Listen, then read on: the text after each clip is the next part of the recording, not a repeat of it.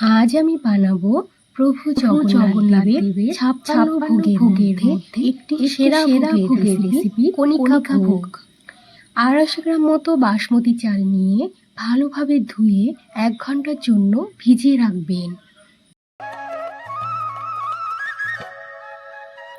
চালটা সেদ্ধ করে ভালো করে জলটা ঝরিয়ে নেবেন।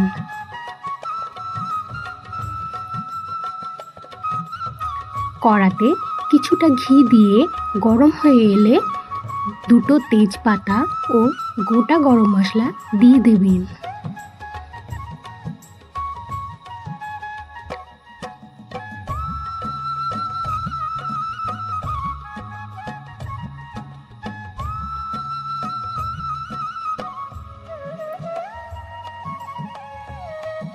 কাজু কিশমিশগুলো একটু ভালো করে ভেজে নেবেন।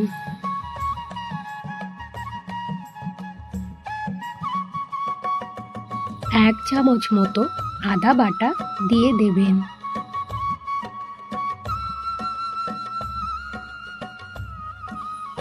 একটু ভাজা ভাজা হয়ে এলে ছড়িয়ে নেওয়া চালটা এর মধ্যে ঢেলে দেবেন। এরপর 2 চামচ মতো চিনি, স্বাদ মতো নুন ও কিছুটা গোলমরিচের গুঁড়ো দেবেন আপনারা। এগুলি আমি দিয়েছিলাম, কিন্তু ভুলবশত এটা তুলতে আমি ভুলে গেছি।